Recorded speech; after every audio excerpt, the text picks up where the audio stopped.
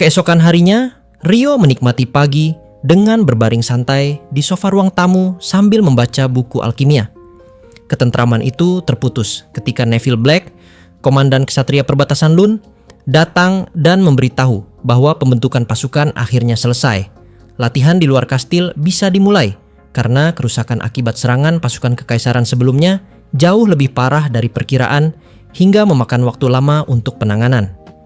Mendengar itu, Rio terkejut karena ia menganggap dirinya masih memiliki tugas sebagai pengawal Abel. Neville tetap bersikeras bahwa selama raja berada di dalam istana, Rio memiliki waktu luang dan seharusnya membantu melatih ksatria, peran yang sebelumnya dilakukan Sera. Rio berusaha meminta dukungan Abel agar bisa menolak, namun Abel justru mengatakan bahwa pengalaman seperti itu juga diperlukan dan memintanya pergi. Rio pun pasrah dan dijadwalkan ikut latihan luar kastil setiap minggu. Pada sore hari, suasana di ruang kerja Abel berubah karena sofa yang biasanya dipakai Rio kini ditempati Rin, penyihir elemen angin, bersama Warren sang pengawal perisai. Setelah menikmati duduk di sofa itu, Rin baru menyadari bahwa Rio tidak terlihat dan diberitahu bahwa Rio sedang memimpin latihan ksatria. Rin menganggap itu masuk akal karena para ksatria belakangan tampak sangat bersemangat. Dengan Sera kembali ke hutan, posisi instruktur tempur yang kosong secara otomatis jatuh kepada Rio. Abel merasa situasinya aneh karena seorang penyihir air menjadi instruktur pedang. Namun, ia tetap menganggapnya mungkin karena pendahulu Sera juga seorang elf pemanah. Sementara itu, kecuali Rio, yang kini sibuk di luar, kediaman Tuan Tanah tetap tenang dan damai. Di tempat lain, di istana kerajaan, Earl Parker Fletcher, tangan kanan Raja Raymond, mengumpulkan 4 petualang ikhlas dari parti Dragon V di ruang tamu kediaman barunya. Parker memberitahu mereka bahwa ia memanggil langsung karena ada tugas yang sangat penting. Sun, sang pemimpin parti, menegaskan bahwa jumlah uang yang ditawarkan pasti menunjukkan misi berbahaya. Parker kemudian menjelaskan bahwa tugas itu adalah pembunuhan dengan bayaran 5 miliar florin untuk setiap anggota. Jumlah yang luar biasa besar itu membuat Dragon V terkejut karena mereka belum pernah mendapat imbalan sebesar ini. Pembayaran diberikan 50 juta di muka dan sisanya jika tugas berhasil. Cara pelaksanaan bebas asalkan target terbunuh. Ketika Sun bertanya siapa yang menjadi target, Parker menjawab tanpa ragu, Raja Abel. Dragon V menyadari bahwa pembunuhan ini bukan sekadar pembunuhan raja biasa, melainkan juga petualang kelas A, sosok terkuat di dunia manusia. Hanya mereka yang berada di level yang sama yang bisa melakukannya. Mereka menerima misi itu tanpa memperdulikannya lebih jauh. Sun menekankan bahwa siapapun yang menghalangi akan dibunuh, dan Parker menyetujuinya. Dengan senyum kejam, Sun mengonfirmasi penerimaan misi tersebut, menandai dimulainya rencana pembunuhan Raja Abel. Scene kini berpindah kembali ke ruang kerja Abel. Malam telah turun sepenuhnya. Hujan siang hari sudah berhenti, menyisakan aroma tanah basah yang masuk melalui celah jendela. Cahaya lampu kristal menerangi ruangan dan memantulkan bayangan di dinding. Di dalamnya, 4 anggota Red Sword, Warren, Lehya, Rin, dan Abel, berkumpul untuk menyelesaikan penyesuaian akhir pembentukan pasukan pembebasan kerajaan. Gerakan mereka teratur, setiap langkah menunjukkan kesiapan yang terbentuk dari persiapan panjang. Pasukan Marquis Heinlein ditetapkan sebagai inti pasukan pembebasan. Di sisi lain, pasukan pengawal kerajaan dipimpin oleh Phelps, putra Marquis Alexis Heinlein, seorang petualang kelas B dari Lun. Unit White Knight yang dipimpinnya beranggotakan 40 petualang yang dapat dipercaya karena kedekatan mereka dengan Abel. Mereka berharap Abel memulihkan kerajaan, baik karena hubungan pribadi maupun karena risiko lenyapnya dana cadangan guild bila kerajaan jatuh ke tangan kekaisaran. Penyesuaian internal guild ditangani oleh Gilmas. Para penyihir pasukan, menurut laporan Lin, sudah memiliki stamina sihir kuat dan menjalani latihan simulasi melawan manusia untuk mengasah kesiapan tempur. Hampir semua unit, termasuk ksatria, siap menjalani latihan terakhir di luar kastil. Meja kerja dipenuhi camilan karena mereka sekaligus mengganti makan malam dengan makanan ringan itu. Persiapan yang panjang menuntut ketelitian. Kesalahan kecil di medan perang berarti kematian. Dan pekerjaan ini tidak hanya dijalankan oleh orang-orang yang kelak tercatat dalam sejarah, tetapi juga oleh mereka yang bekerja tanpa nama. Ketika pembahasan mereda, Abel menyadari sesuatu yang janggal. Ruangan itu terlalu sunyi, Biasanya, meski malam, suara prajurit berpatroli atau pekerja di koridor masih terdengar samar. Kini tidak ada sama sekali.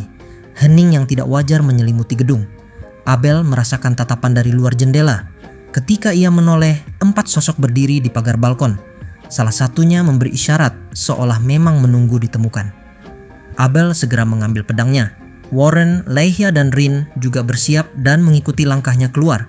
Teras yang mereka datangi luas seperti lapangan. Di pagar teras berdiri 4 pria berusia sekitar 30-an. Masing-masing mewakili peran khas parti kelas A. Pedang, sihir, tombak, dan pengintai. Mereka adalah Dragon V, salah satu dari 2 parti petualang kelas A kerajaan. San, pemimpin dan ahli pedang, berdiri di tengah formasi. Konar, pengguna tombak, menjaga sisi samping. Bruno, penyihir api, berdiri stabil dengan sihir yang siap dipicu. Calvin, pengintai merangkap pemanah, memegang posisi belakang dengan kewaspadaan penuh. Formasi mereka longgar namun tanpa celah. Mereka bukan sekadar penyusup, tetapi eksekutor profesional yang sudah memperhitungkan seluruh kemungkinan. Abel memahami bahwa kemunculan mereka berarti ancaman langsung terhadap dirinya. Dragon V bukan tipe petualang yang bergerak tanpa alasan kuat. Kehadiran mereka menandakan bahwa seseorang telah mengerahkan kekuatan dan dana besar demi menghilangkan satu target. Bruno memulai pertarungan lebih dulu. Ia dan Lin saling menyerang dengan sihir cepat tingkat tinggi. Serangan yang mereka lepaskan bukan sihir besar, melainkan sihir kecil berkecepatan ekstrim, bertujuan menembus titik vital sebelum lawan sempat membaca mantra. Kecepatan mereka hampir identik. Pertarungan berubah menjadi adu ketahanan sihir dan ritme. Siapa yang kehilangan konsentrasi atau kehabisan energi lebih dulu akan jatuh. Lin menyadari bahwa ritme Bruno berada di level guru. Bruno pun merasakan bahwa Lin tidak jauh di belakang. Keduanya memahami bahwa pertarungan akan berakhir bukan karena satu serangan besar, tetapi karena salah satu dari mereka kehabisan sihir lebih dulu. Dengan pemahaman itu, duel sihir berubah menjadi pertarungan ketahanan tingkat tertinggi. Pertarungan-pertarungan sebelumnya masih memperlihatkan keseimbangan kekuatan di antara kedua pihak. Namun, situasi berbeda terjadi pada pertempuran keempat yang berlangsung di ujung balkon, tepat berseberangan dengan posisi Warren dan kelompoknya. Kali ini, yang berhadapan adalah Calvin, seorang pengintai sekaligus pemanah, melawan Liha, seorang pendeta yang terpaksa turun ke garis depan. Jarak yang terlalu dekat membuat Calvin tidak bisa menggunakan busurnya. Ia beralih pada kemampuan sebagai pengintai, menggunakan pisau sebagai senjata utama. Di sisi lain, Liha tidak memiliki pilihan selain maju. Sebagai pendeta, tugas aslinya adalah berada di barisan belakang untuk memberi pemulihan. Sihir cahaya yang dimilikinya terlalu lemah untuk memberikan efek berarti pada manusia maupun monster. Namun, karena rekan-rekannya sudah terikat dalam pertarungan masing-masing, ia harus mengisi kekosongan itu. Meski Calvin tidak menyukai pertempuran jarak dekat, ia tidak pernah lalai berlatih sepanjang hidupnya.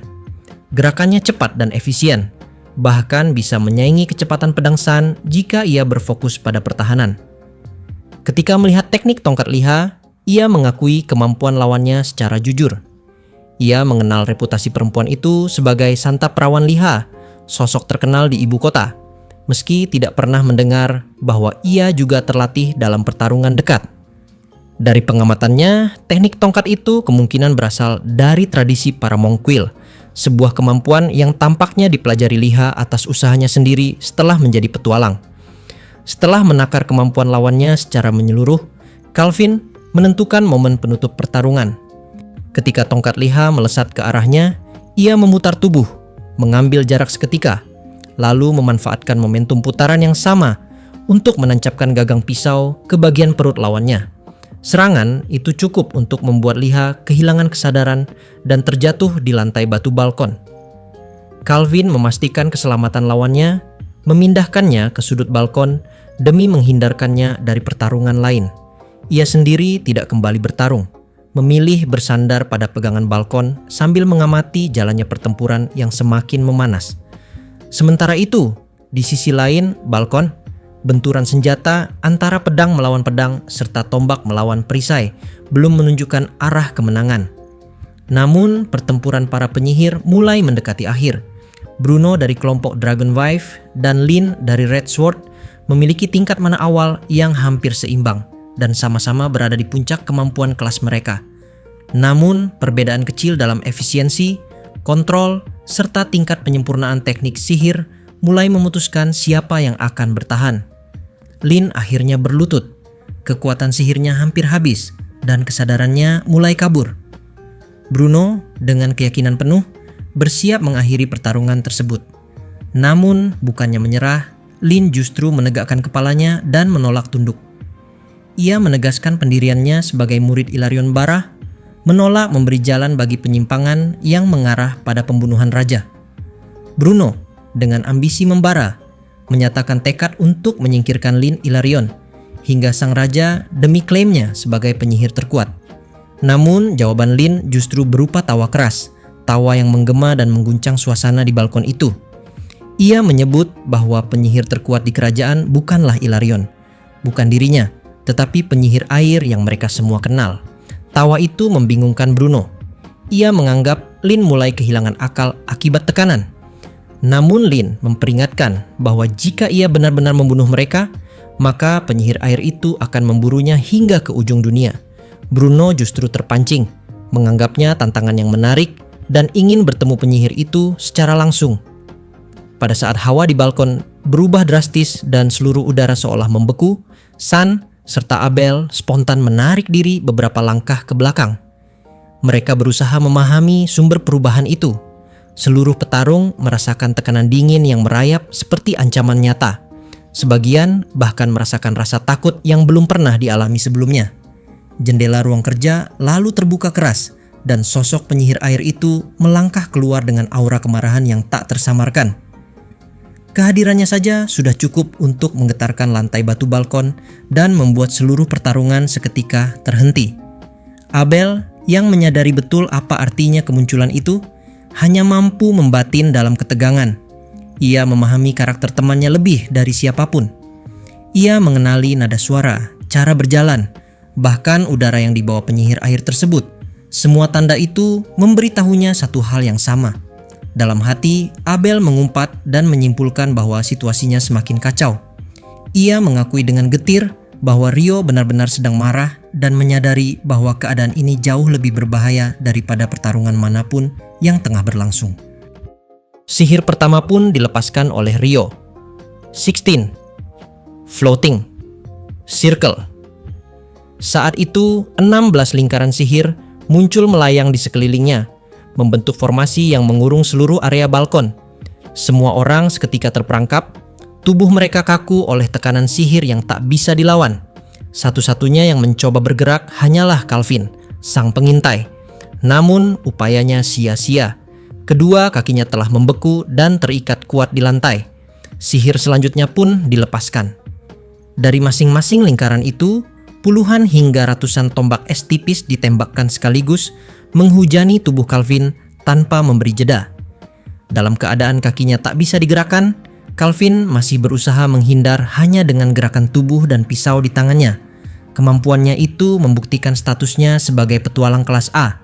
Namun tetap, ia tak mampu menghindari semuanya. Tubuhnya tertembus puluhan tombak es, seluruh permukaan kulitnya berdarah dan membiru. Semua itu diarahkan sengaja untuk menghindari titik vital. Sihir pembekuan pun dilepaskan. Dalam sekejap, tubuh Calvin yang telah dipenuhi tombak es membeku sepenuhnya, terkurung dalam peti es yang bening. Rio kemudian mengarahkan tongkatnya kepada Bruno. Dari kondisi balkon yang gosong dan udara yang menghitam, ia mengetahui bahwa Bruno adalah penyihir elemen api. Sihir pertahanan pun diaktifkan. Dinding-dinding es mengelilingi Bruno dalam 10 lapis konsentris. Ketebalan tiap lapisan bertambah menuju pusat, menyempitkan ruang gerak Bruno hingga 0. Di masa lalu, hanya iblis Leonor saja yang berhasil memecahkan sihir ini. Bagi manusia, kekuatan semacam itu mustahil ditembus. Bruno pun membeku sepenuhnya tanpa bisa melakukan perlawanan sedikit pun. Target berikutnya adalah Connor, prajurit tombak. Dua bayangan muncul di kiri dan kanan Rio. Ketiganya mengangkat pedang bersamaan. Tombak-tombak es ditembakkan tanpa henti. Disusulan semburan deras dari belakang tubuh mereka yang mendorong ketiga sosok itu ke depan dengan kecepatan setara hujan panah. Seluruh serangan mendarat dalam satu hentakan yang begitu cepat hingga nyaris tak terlihat oleh mata. Pada akhirnya, ribuan tombak es menembus Connor. Kedua lengan dan kakinya terputus sebelum tubuhnya dibekukan sepenuhnya dalam peti es yang keras dan tidak berbelas. Suasana balkon seketika sunyi. Sun, satu-satunya petarung yang tersisa di pihak Dragon V, kehilangan kata-kata. Ia hendak berbicara, namun hanya suara serak gemetar yang keluar dari tenggorokannya. Ryo menanggapinya dengan sikap tenang, dengan nada yang lebih terkendali dibanding beberapa saat sebelumnya. Perubahan itu memberi sedikit rasa lega bagi Abel yang memperhatikannya. Tadi, saat Ryo muncul, Abel sempat merasa seluruh kota Lun mungkin akan membeku jika kemarahan itu tidak mereda. Abel kemudian mengambil alih situasi. Ia menyatakan bahwa sisa pertarungan melawan Sun akan ia selesaikan sendiri. Ryo menerima keputusan itu tanpa keberatan. Situasi telah dikendalikan sepenuhnya dan ia memilih mundur sambil menyerahkan ramuan pemulihan sihir kepada Lin. Setelah itu, ia menuju Lehia yang terbaring tak sadarkan diri di tepi balkon. Sun masih belum bisa memahami apa yang baru saja terjadi. Ia memandang Ryo dengan campuran ngeri dan tidak percaya. Abel lalu menjelaskan identitas Ryo sebagai petualang kelas C dari Lun. Sun menolak mempercayainya, namun Abel menegaskan bahwa itu adalah fakta. Barulah Sun memahami bahwa dunia memiliki individu-individu yang tidak bisa diukur hanya dengan peringkat formal. Sun menarik napas dalam-dalam, mengembalikan ketenangan seorang petualang kelas A. Ia kembali mengangkat pedangnya, siap melanjutkan pertarungan. Abel menyadari bahwa tekad itu memang pantas dihormati. Sebuah ketegangan baru terbangun, kali ini tanpa gangguan sihir apapun. Pertarungan antara Abel dan Sun kembali dimulai. Kecepatan dan kekuatan keduanya seimbang.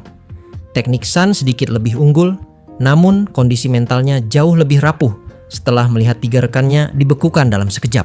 Sementara Abel berada dalam kondisi mental yang stabil. Ia melihat rekan-rekannya selamat dan ia tahu bahwa Ryo belum berniat membunuh siapapun tanpa perintahnya. Dalam pertarungan hidup dan mati, perbedaan mental seperti ini menjadi faktor penentu. Perbedaan teknik yang tipis tidak mampu menutupi ketimpangan dalam keteguhan hati. Bahkan orang awam pun akan melihat bahwa perlahan dominasi mulai berpihak pada Abel. Sun akhirnya mulai mengumpat dalam hati. Itu menjadi tanda bahwa akhir sudah dekat. Ketika ia mengubah posisi pedang dari tangan kiri ke kanan, Abel melihat celah tersebut. Ujung pedangnya menghantam pedang Sun, membuatnya terlempar dari genggaman. Namun Sun tidak berhenti. Ia menarik pisau pendek dari belakang punggungnya dan mencoba menembus pertahanan Abel. Gerakan itu terjadi dalam sekejap. Namun sebelum pisau itu menyentuh tubuh Abel, lengannya terpenggal oleh sabetan cepat dari arah bawah. Rasa sakit membuat tubuh Sun terpaku sesaat. Dalam momen itu, Abel mengubah arah ayunan pedangnya menjadi tebasan horizontal yang bersih dan mematikan. Kepala Sun terpisah dari tubuhnya, disertai semburan darah yang menyapu udara balkon. Abel tetap berdiri diam, tubuhnya berlumuran darah, namun kekuatan tekadnya tidak goyah. Ryo yang menyaksikan dari kejauhan menggumamkan penilaiannya. Seolah merespons itu, Abel perlahan mengendurkan postur bertarungnya dan memberikan satu anggukan singkat ke arah Ryo. Dengan demikian, serangan kelompok Five Dragons terhadap Raja Abel benar-benar berakhir. Tidak tersisa lagi ancaman di balkon istana malam itu.